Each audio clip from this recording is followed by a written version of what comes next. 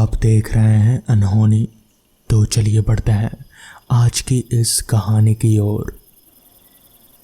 काली अमावस की रात का सन्नाटा ऊटी के उस भयानक जंगल को बड़ा हैवान बना रहा था। हवा तेज थी और बेहद ठंडी चल रही थी। चारों ओर कोहरा फैला हुआ था। जंगल के बड़े बड़े घने पेड़ अपना सीना ताने खड़े थे। चारों ओर जंगली जानवरों की आवाज़ें उस जंगल में अजीब सा शोर पैदा कर रहे थे। मगर उस जंगल में एक 27 साल का नौजवान जिसका नाम अक्षय था, वो बेहद उदास चेहरे से चुपचाप वहाँ पर खड़ा हुआ आसमान को घूरे जा रहा था। उसके खड़े होने के अंदाज से ऐसा लगता था जैसे उसे जंगली जानवरों और इस भयावह माहौल से कोई फर्क ही ना पड़ता हो। अक्षय की आंखों में आंसू थे और वो बहुत गहरी सोच में गुम था। अचानक अक्षय को ऐसा महसूस हुआ जैसे उसके आगे से कोई बहुत तेजी से गुजरा हो और बेहद ठंडी तेज हवा का थपेड़ा उसके चेहरे से टकराया। अक्षय अपनी सोच से बाहर आ गया। वो तुरंत इधर उधर देखने लगा। तब उसकी निगाह सामने एक पीपल के पेड़ पर टकराई जो अंधेरे और कोहरे के बीच भी अजीब सी रोशनी से चमक रहा था। वो पेड़ बहुत पुराना मालूम होता था। उस घने पीपल के पेड़ की मोटी मोटी शाखाएं जमीन तक फैली हुई थी और उस पेड़ के नीचे एक अघोरी आंखें बंद किए हुए एक बड़े से गोल घेरे के बीच बैठा हुआ था जो इंसानी हड्डियों की माला पहने हुए था। उस अघोरी के होंठ हिल रहे थे। अक्षय के कदम खुद ब खुद उस अघोरी की ओर चल दिए। अचानक उसकी पैर से कोई पत्थर टकराया। अक्षय लड़खड़ाता हुआ गोल घेरे को तोड़ता हुआ उस अघोड़े के ऊपर जा गिरा। अघोड़ी गुस्से से उठकर खड़ा हो गया। उसने गुस्से से अक्षय की ओर देखा। मूर्ख लड़के, ये क्या किया तूने? मेरी परसों की साधना को विफल कर दिया। कुछ देर की बात थी और मैं उस द्वार को खोलने में सफल हो गया था, लेकिन तेरी वजह से मैं नाकामयाब हो गया। तुझे इसका परिणाम भुगतना होगा। अक्षय की नज़र जब उस क्रोधित अघोड़ी की लाल आंखों पर पड़ी तो वो बुरी तरह से सहम गया। पता नहीं उस अघोड़ी की आंखों में ऐसा क्या था कि जो अक्षय इतने भयानक जंगल में इस अमावस की रात से नहीं घबराया। वो उसकी आंखों को देखकर डर गया जो अजीब से अंदाज में चमक रहे थे। अक्षय घबराई हुई नज़रों से देखने लगा। चाहूँ तो इसी वक्त तेरी जान ले सकता हूँ मूर्ख लड़के, लेकिन चिंता मत कर, मैं तुझे जान से नहीं मारूंगा। मैं तुझे ऐसा श्राप दूंगा कि तेरी आने वाली पीढ़ियाँ इसका अंजाम भुगतेंगी। अक्षय, जो पहले से ही उदास और अब डरा हुआ था, वो अघोड़ी से बोला, इससे अच्छा तो यह है बाबा कि तुम मुझे जान से ही मार दो। वैसे भी मैं यहाँ मरने के लिए ही तो आया था, वरना आप ही बताओ, इस काली अंधेरी जंगल में मैं क्या ही करने आऊँगा। इस पर अघोड़ी बोला, अगर मरना ही था तो जहर खा लेता, किसी गाड़ी के नीचे आ जाता।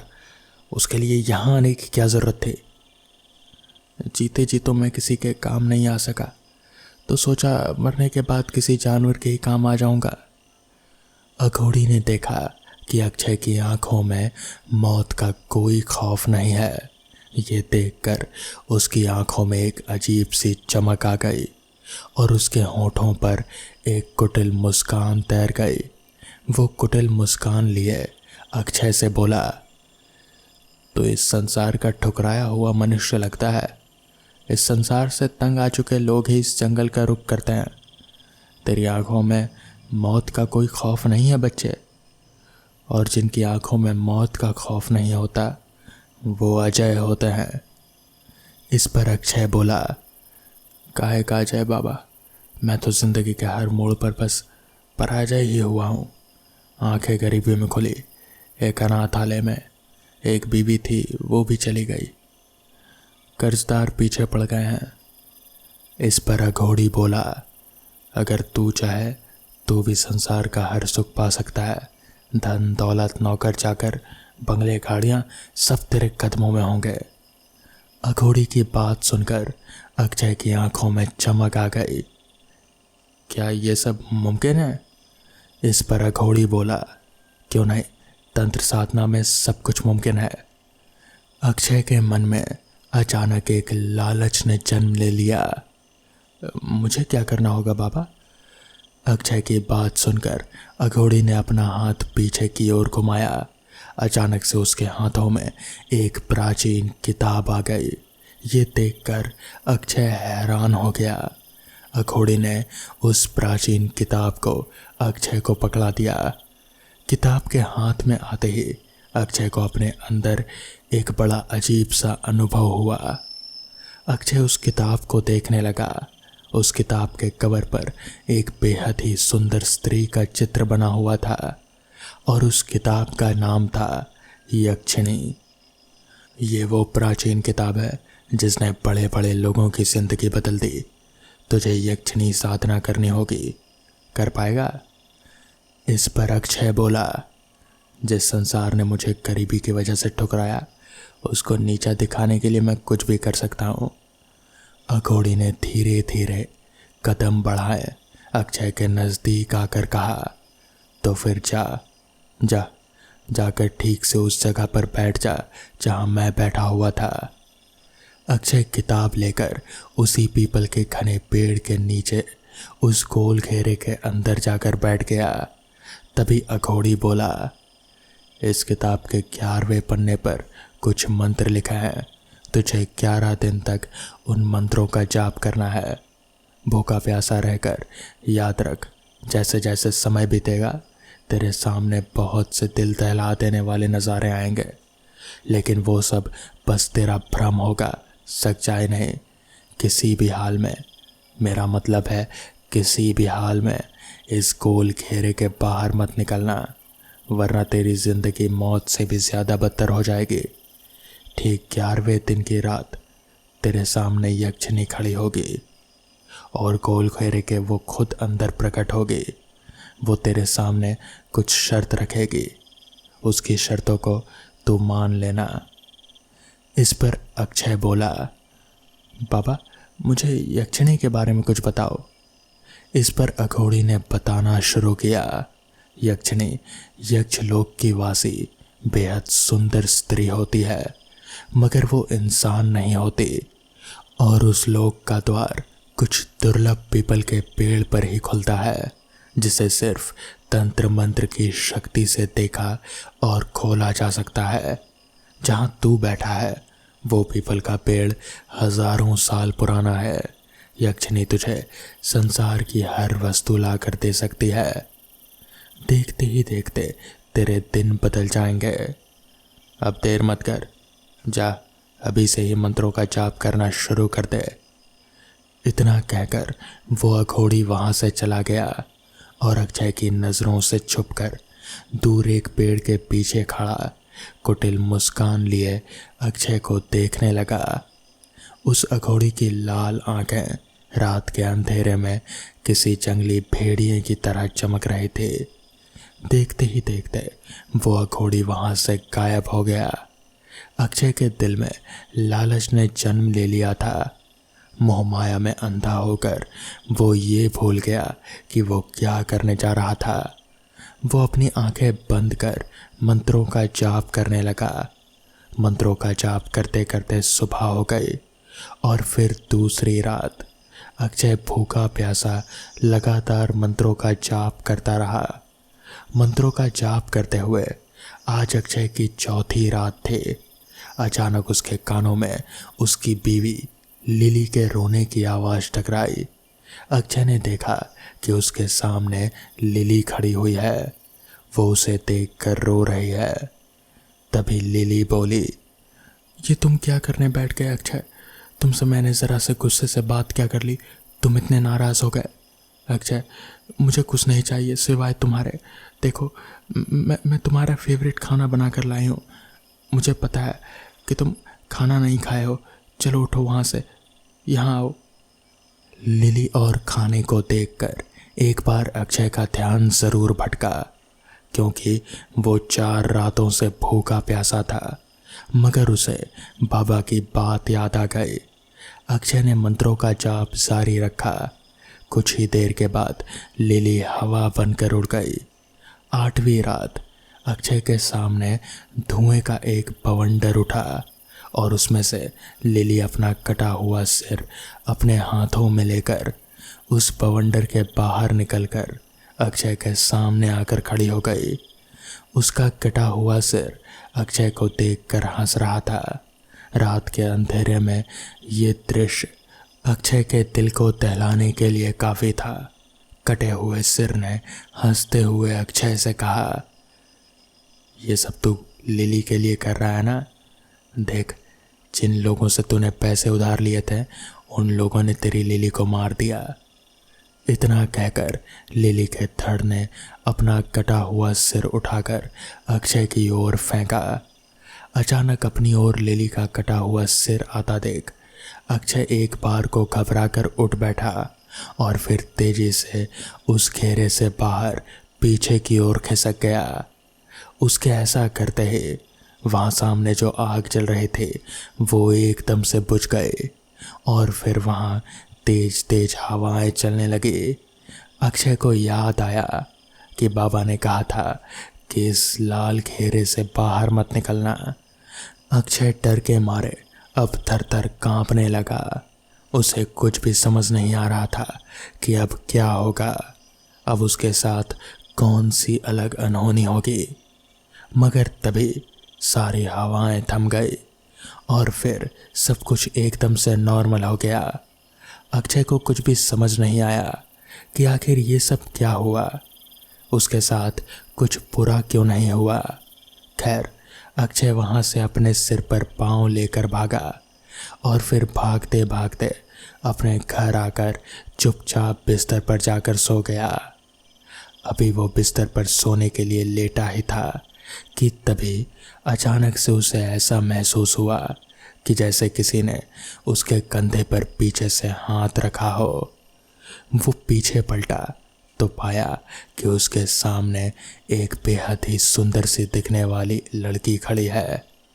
मगर बाबा ने तो कहा था कि यक्षिणी 11 दिन के बाद आती है, तो फिर ये तो बस 8वां दिन ही था, तो फिर ये अभी ही कैसे आ गई। अक्षय को समझ में नहीं आ रहा था कि ये सब क्या हो रहा है। मगर तभी उस यक्षिणी ने एकदम से अक्षय का गला पकड़ लिया और उसका गला दबाकर उसे मारने की कोशिश करने लगी।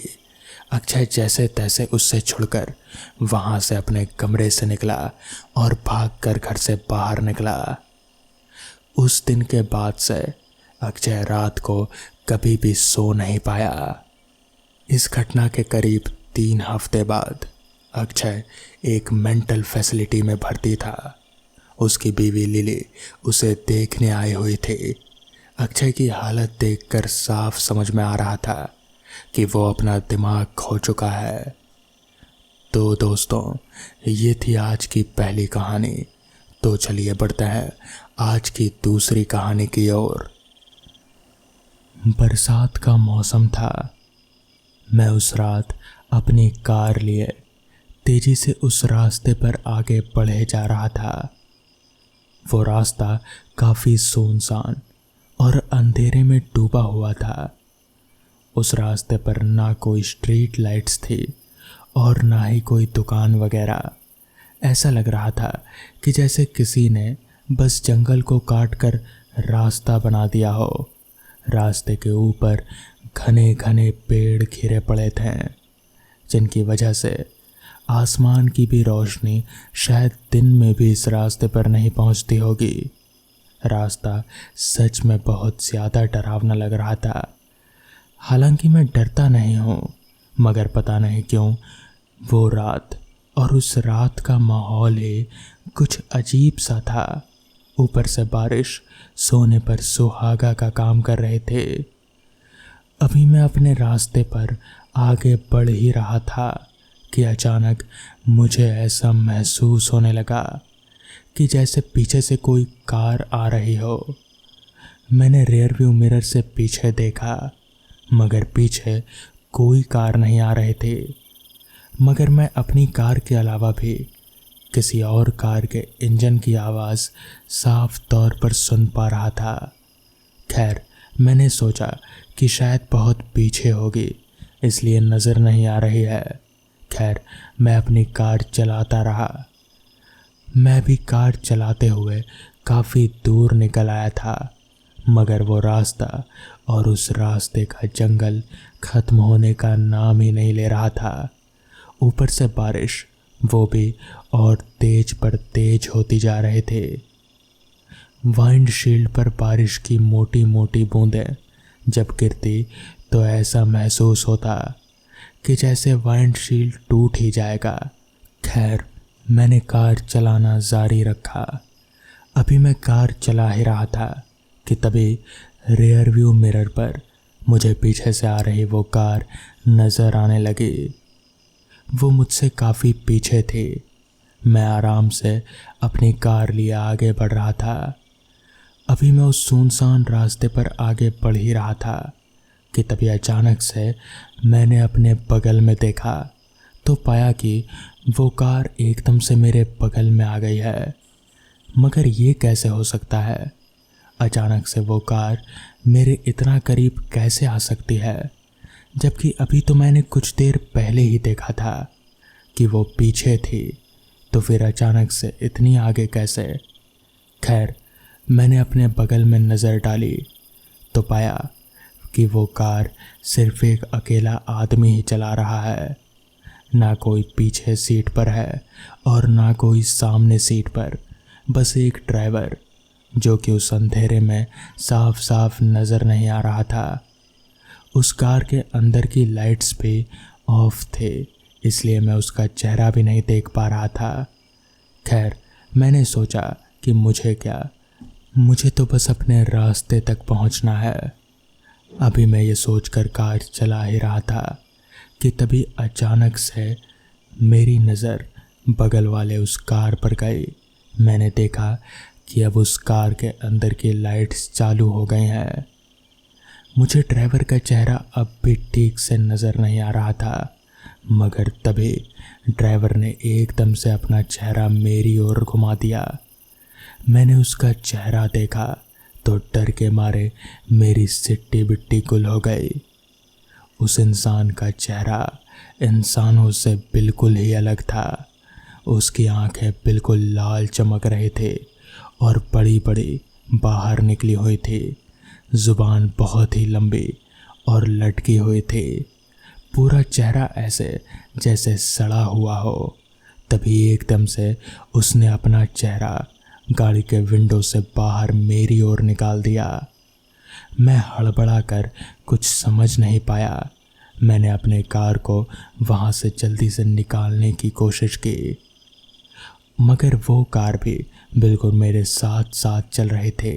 समझ नहीं आ रहा था कि ये सब हो क्या रहा है। तभी एकदम से उस कार ने मुझे झटका दिया और मैं सड़क से नीचे एक पेड़ से जा टकराया, जिसके बाद मेरी आंख बंद हो गई। फिर जब मेरी आंख खुली तो मैं उसी सड़क पर बेहोश पड़ा था। पास ही में कुछ लोग पड़े थे जो मेरे मुंह पर पानी के छींटे मारकर मुझे उठाने की कोशिश कर रहे थे। उस रात वो सब क्या था, ये आज तक मैं कभी समझ नहीं पाया। तो दोस्तों, ये थी आज की कहानियाँ। अगर आपको ये कहानियाँ पसंद आई हों तो वीडियो को लाइक और चैनल को सब्सक्राइब करना ना भूलें। तो मैं आपका दोस्त आर्यन जल्द ही मिलूँगा आपसे ऐसी ही नई कहानियों के साथ। तब तक के लिए अपना ख्याल रखें।